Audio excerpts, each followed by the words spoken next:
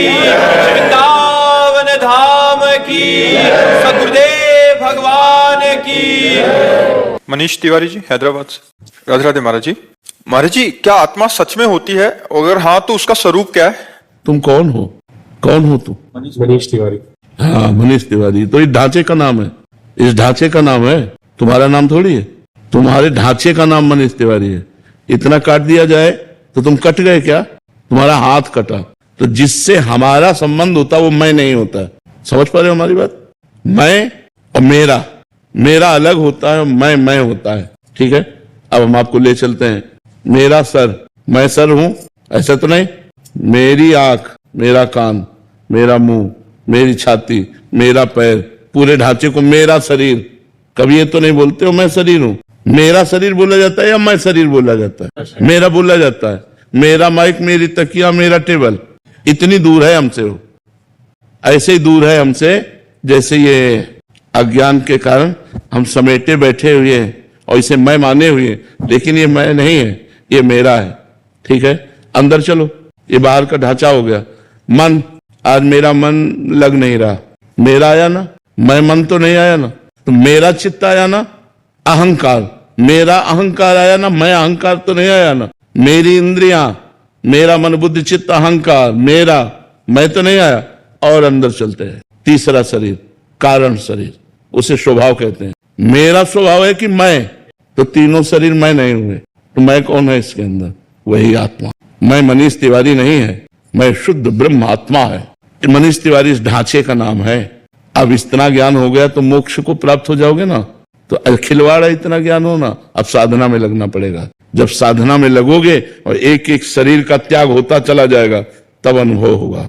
और जब मैं का अनुभव हो गया तो मुक्त हो गए। पर अभी तो सुन लिया, अभी ज्ञान भी हो गया, तो ये ज्ञान काम नहीं करता। अभी तो कहा नकली ज्ञान और असली ज्ञान में अंतर होता है। नकली ज्ञान होता है पढ़ सुनकर, और असली ज्ञान होता है भजन करके। अनुभव शीशा में देखो मैं हूं तो ये लगेगा मैं हूं।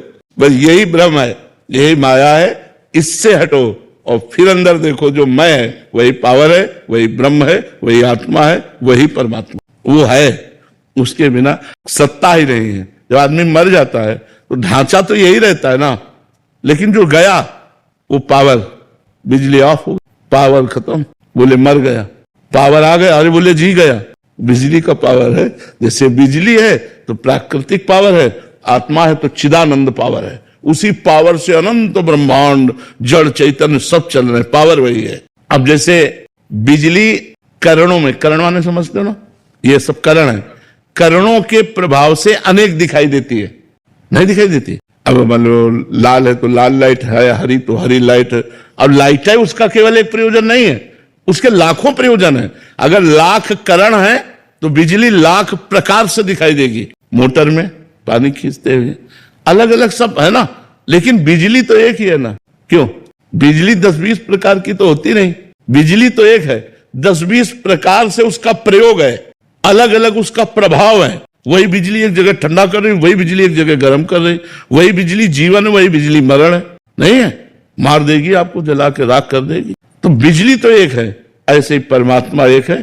कहीं जन्म लीला, कहीं पालन लीला और कहीं विनाश लीला उसी एक की हो रही। जब ज्ञान हो जाता है तो जीव शांत और आनंदित हो।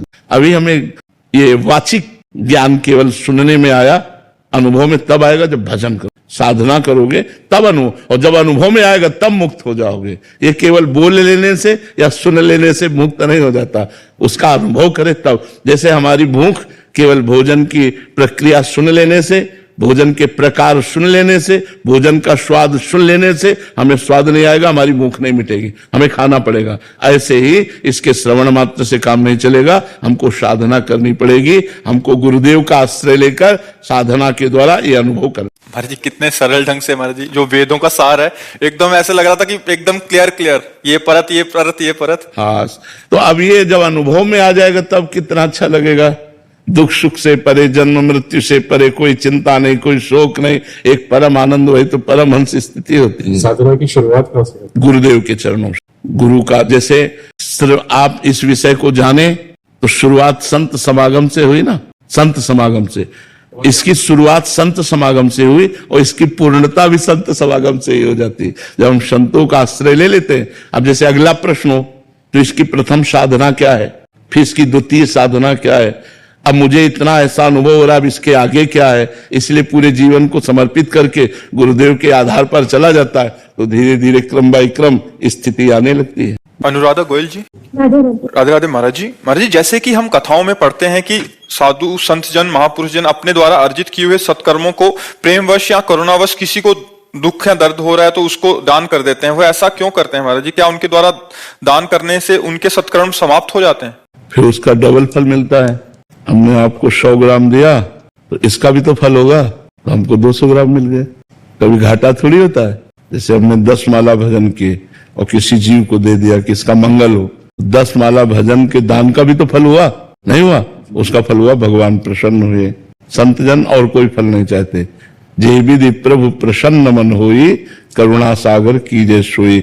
जिसमें हमारे प्रभु का मन प्रसन्न हो तो हम जो भी कार्य करते हैं वो, जब हम दूसरों को, सब में प्रभु विराजमान है, तो जब हम दूसरों को सुख देते हैं जिससे हमारे प्रभु प्रसन्न होते हैं, तो उस क्रिया का फल हुआ प्रभु की प्रसन्नता। और प्रभु प्रसन्न हो गए तो दुर्लभ क्या रह गया? बात समझ में आ रही?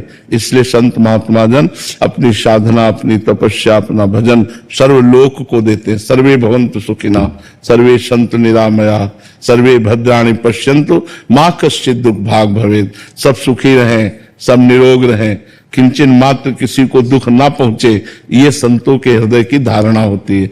तो वो अपने भजन को, तपस्या को, व्रत को, नियम को, संयम को सब में बांट देते हैं। इससे भगवान प्रसन्न हो जाते हैं और वो भगवान को प्राप्त हो जाते हैं। जब भगवान प्रसन्न हो तो जा पर कृपा राम की हुई, ता पर कृपा करे सब कोई, परमानंद की अनुभूति हो जाती है।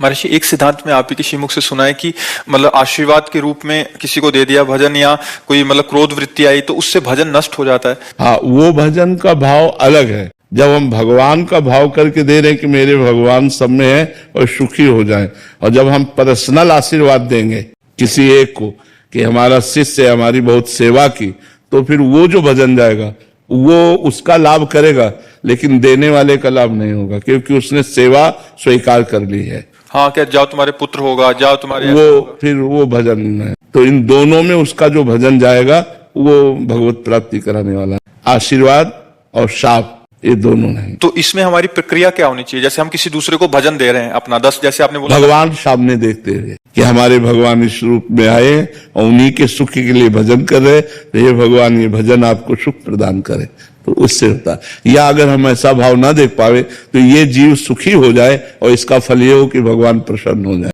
तो वो हो जाएगा। उसमें मतलब स्वार्थ बुद्धि नहीं है कि इसने हमारी बहुत सेवा की, वो आपका पर्सनल राग द्वेष हो गया, तो इसलिए उससे भगवत प्राप्ति वाली बात नहीं होगी। इसीलिए जो सिद्ध महापुरुष होते हैं वो पर्सनल न किसी को आशीर्वाद देते हैं न किसी को श्राप देते हैं, वो सार्वजनिक आशीर्वाद देते हैं। सबका मंगल हो, सब सुखी हो, सब आनंदित हो।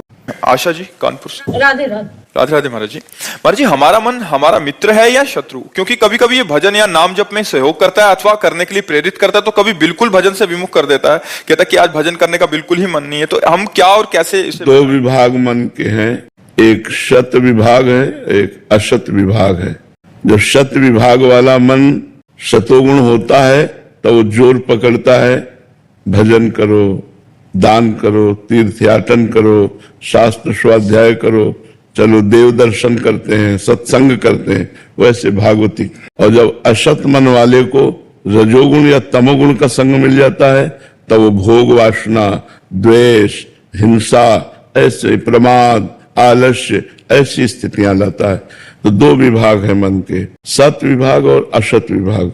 एक ही मन की 2 स्फुरणाएं हैं, तो हमें चाहिए कि उसकी असत स्फुरणाओं को नष्ट कर दें, असत प्रेरणा को ना माने। जब हम सात्विक भोजन करेंगे, शास्त्रों का स्वाध्याय करेंगे, नाम जप करेंगे, तो ये हमें विवेक जागृत हो जाएगा कि ये असत है और हम उसको नकार देंगे।